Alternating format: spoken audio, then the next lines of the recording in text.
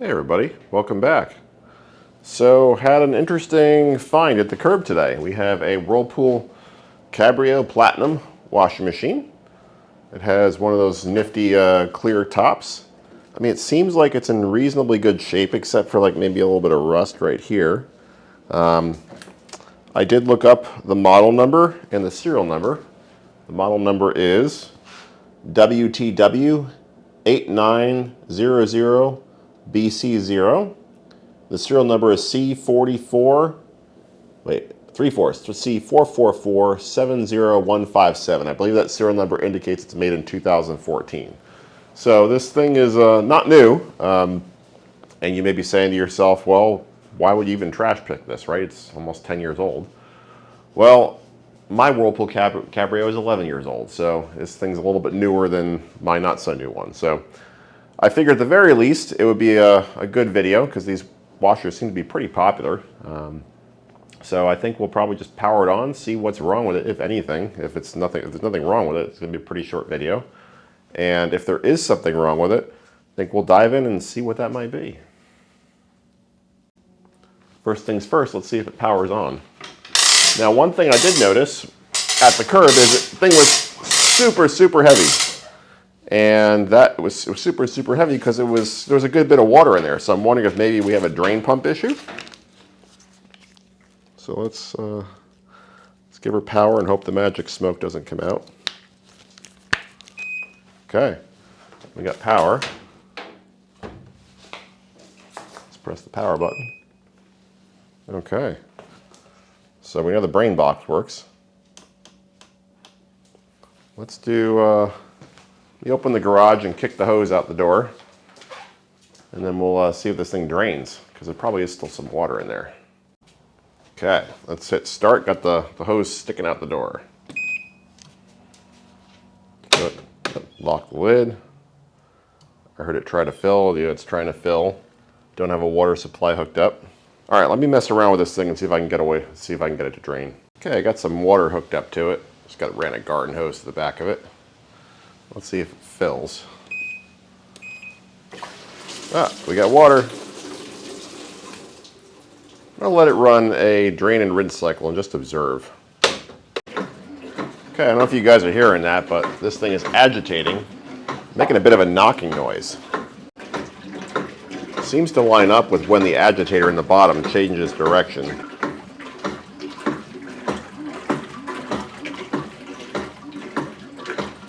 Interesting. So one observed problem right there. This is just a guess on my part, but I'm guessing there's something that's worn out or broken on that agitator assembly down in there. That's usually an easy fix though. This thing's dirty. But it cleans up nice, look at that. 16 minutes left. I do kind of remember that knocking noise on my current Cabrio though. I remember that happening because the magnetic outer drum on the bottom was loose. I just had to tighten that bolt that secures it. I actually thought the splines were stripped, but it ended up being just a problem with the loose bolt. So I'm probably going to check that before I take the agitator apart, but gotta wait for this cycle to finish. Don't know if you can see that, but our drain motor is working just fine.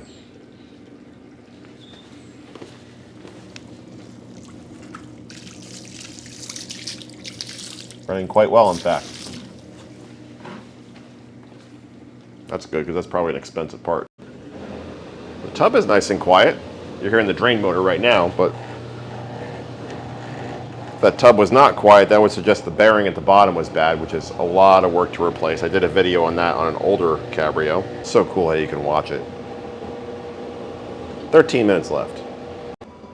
We're flying now, look at that.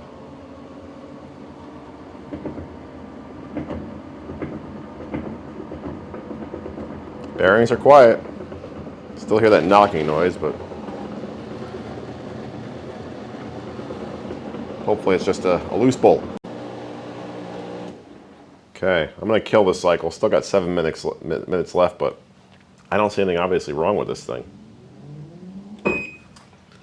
So, shut it off. Let's flip it over and see if we can figure out the cause of that clunk. All right, so I got the machine leaning against the garage door, and this is the bolt that I'm talking about that kind of loosens up. Don't know if that's the case, but we'll give it a shot here. Hit it with the impact.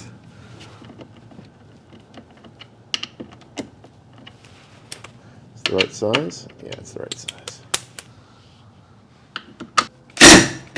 I've seen that a few times. Now it's solid. So I bet that clunking goes away now.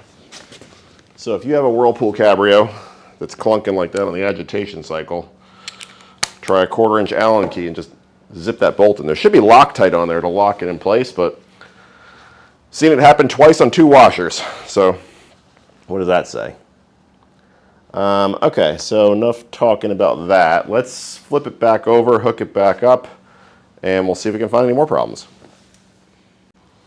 This is cool though. So far we're at $0. This thing seems like a nice machine. Boy, it's a lot lighter without water in it, that's for sure. It's fun lifting this thing into my truck. All right, let's hook our water supply back up and we'll do another cycle. This thing does have a diagnostic mode too. We could mess around with that. Let's get another cycle going. Okay, so tightening that bolt didn't fix the problem this time. Let's open the lid up and see if we can figure out what's going on. Maybe the agitator mechanism is worn out. There is some slop in it.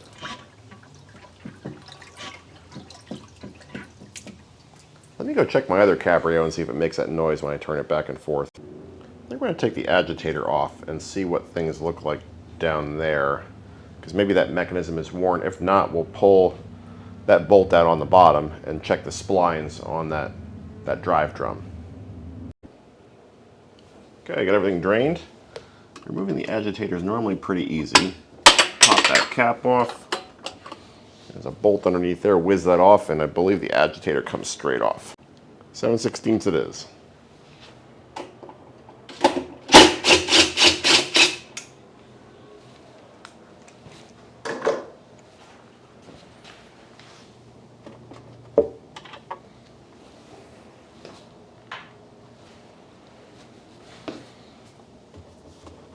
Sorry for blocking your view.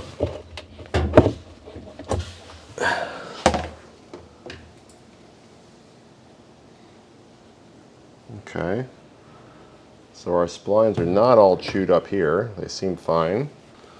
That's weird. Just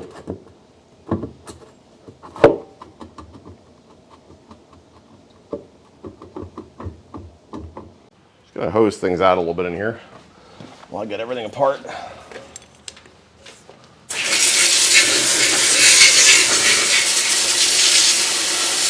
Yummy.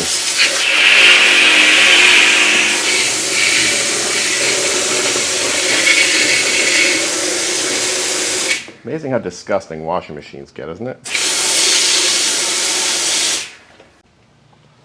Let's get our agitator back on there. Get our bolt back on there. I'm going to leave the cap off the bolt for now, just in case we need to take it off again. It won't leak because it's got this big fat rubber washer on there. I think I said that was, what, 7/16? Thankfully, it's a pretty easy machine to work on.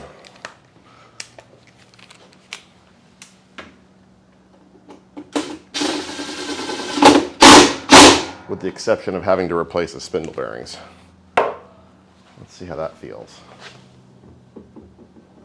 Still a little sloppy. I'm not going to lie, I'm kind of baffled on this one because that drum is tight.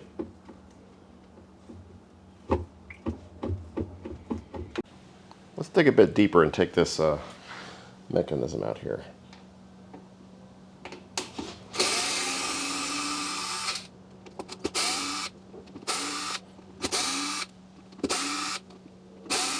Any predictions?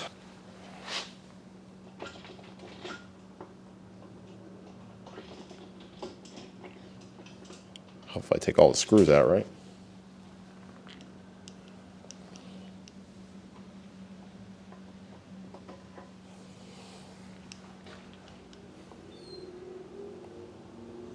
Doesn't really look chewed up.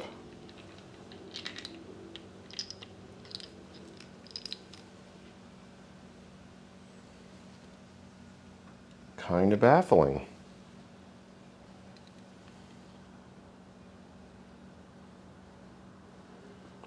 Oh wait, oh, these splines are a little chewed up here. Let's get this screw up before it falls. I'll show you guys. I think we found our problem. Clean this thing up with a brush and take a closer look at it. I was mistaken. It really wasn't that bad when I looked at it under them. I cleaned the splines up a bit and looked at them under a magnifying glass. They actually, I mean, they're a little messed up, but really not that bad. All right, I put this back together. Got everything buttoned back together. Yeah, I don't know. This doesn't fix the problem. I'm not sure that it's worth fixing, given the age of the machine. All right, I don't really think that noise is any better, so I'm gonna go out on a limb and say this noise is the agitator. I'm gonna try taking the agitator off my other Whirlpool Cabrio, sticking it on this one, to see if that improves or changes the noise. If it does change it, that tells us that the agitator is worn out. Maybe the bolt was loose, the splines are worn. See what that costs, or maybe we'll just Frankenstein one machine together from two. Let's kill this. Drain our water. So here's the agitator for my machine. I know it looks monstrous, but it's not. It looks like probably the same thing. It is old, but it's not making any noise. So let's see if this at least affects the problem in some way. Okay, let's make a mental note of how loose that is and the noise it makes.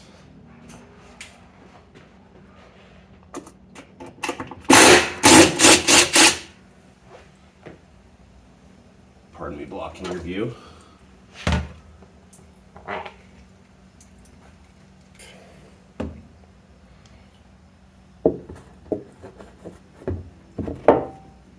Oh, it's definitely tighter. I can feel it already. That's what she said. Most definitely. So I think that's our problem. Perhaps this bolt was left loose once.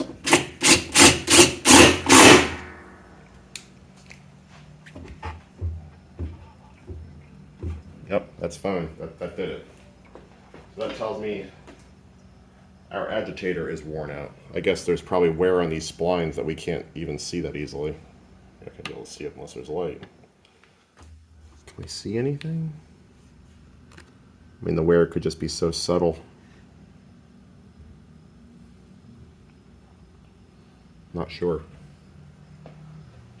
Now we'll let this thing run a complete cycle with this agitator. Make sure it's quiet. I'm not sure how well that's coming across in the video, but it's actually quite a bit quieter with my older agitator.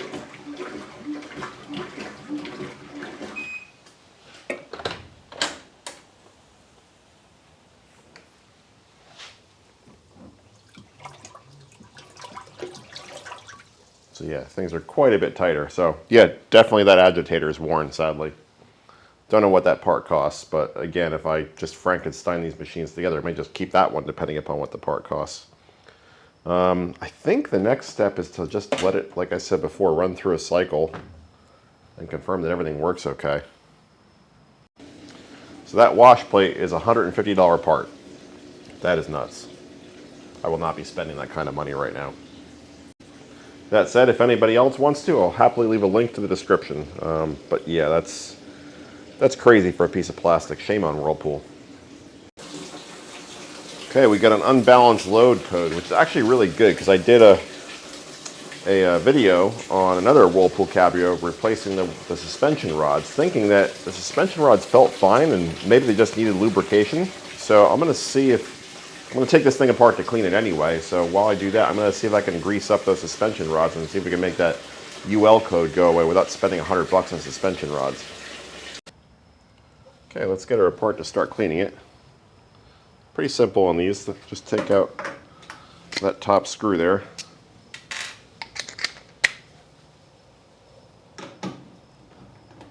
So maybe someone's been in here already. That was not very tight. There's another one on the other side. Right here.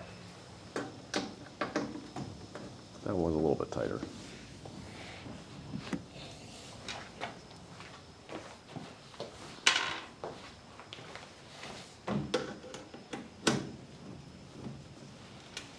And then this lid just folds back. I think it pulls forward and folds back. Let me unplug the thing first. There we go. So you're going to slide the whole lid assembly forward. You can see it crept forward here. So pull forward, and lift, and tilt.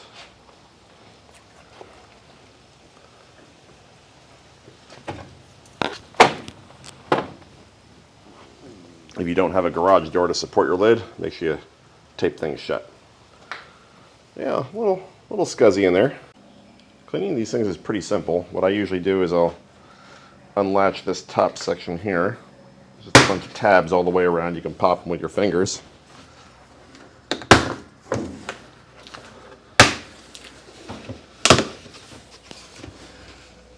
This allows you to get down in there with a garden hose and clean things out a bit better. You need a pair of pliers to unhook this hose clamp in the back.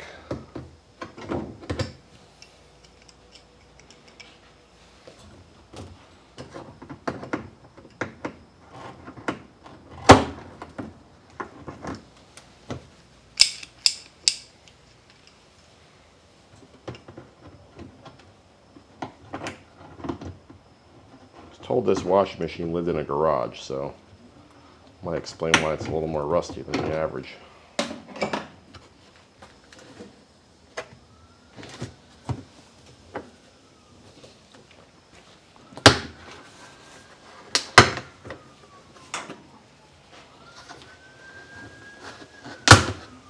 Let's get this hose off now.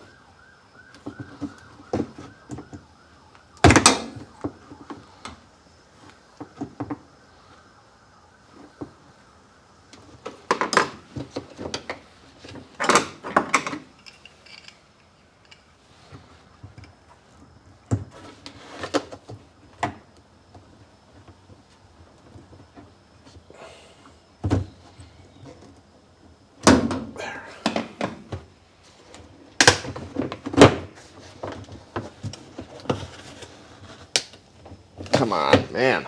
Hurt your fingers after a while. Finally got it. Okay, that's a little icky. Set that aside for cleaning. This actually doesn't look that bad, honestly.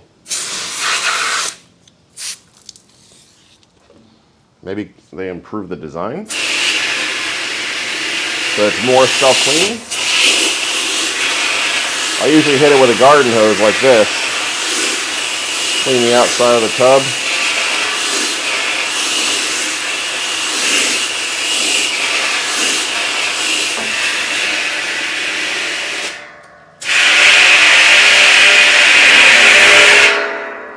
I know that's loud, sorry.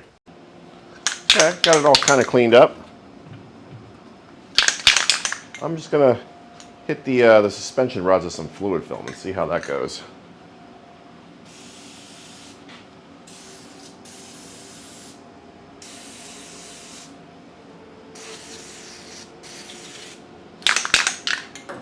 We'll need to get down below too. It's going to be the more difficult part. I suppose you could take them out to do this part, but I didn't really think this through, to be honest with you. Now there's water in there. Okay, got everything nice and cleaned up. I lubed the heck out of those suspension rods, so we'll see if that improves things. Got this cover cleaned off as best I can. It's not going to get perfect, but I don't know why these things always get so dirty, but they do. I will say this newer model, they do a much better job of keeping the tub clean. It's like night and day.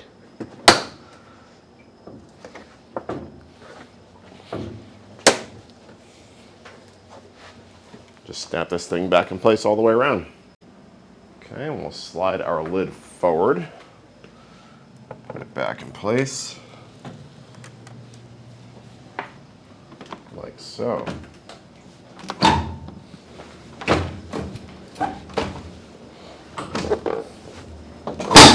There we go. And put our screws back in the back.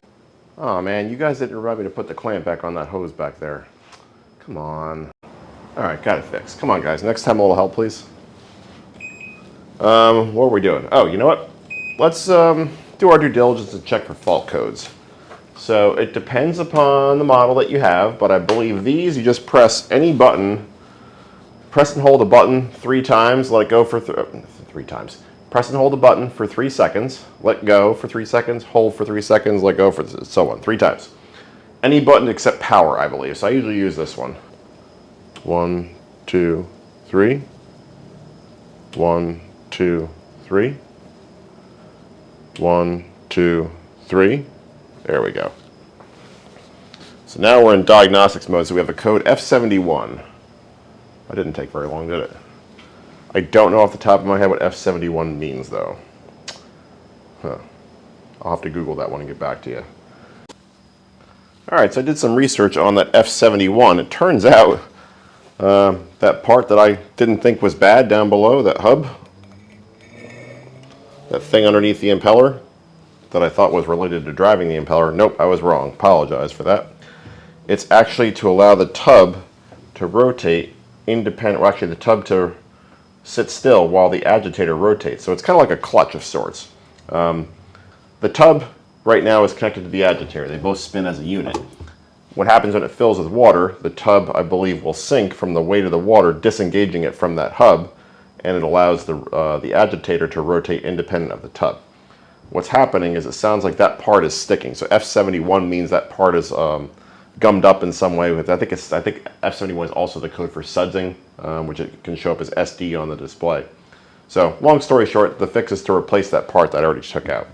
I don't have that part in stock, so I can't do it right now, but we'll get that ordered and we'll put it in. But before I spend any more money on this thing, let's run it through a normal cycle and confirm we can get through it. So we'll come back in 55 minutes. All right, it's a couple days later. I'm glad I ran this thing through a cycle, and also I'm running a cycle with a small comforter right now. You can see this thing has the unbalanced load code. So I'm guessing the suspension rods in this thing are probably shot and probably original. So I think what I'm going to do is I'm going to swap the suspension rods out of this machine, which has suspension rods that are less than a year old. This is actually the older cousin of the one that this video is about. I actually already shot a video replacing the suspension rods on this washing machine. I'll leave a link, I guess, up here maybe, or I don't know, over here, or maybe in the description. I don't know. I'll figure something out. Bottom line is I've covered that already, so I'm going to swap the suspension rods from this machine into the trash pick machine and see if that solves the unbalanced load code before we go hauling this thing into the house. Just a real mission. Okay, I swapped out the suspension rods and ran a load. Done, and no codes, so that's a good sign. And I did a load that normally is not that easy for the machine to do. I did my dog's cage blanket here with a couple other small odds and ends. So I think this washer is good to go.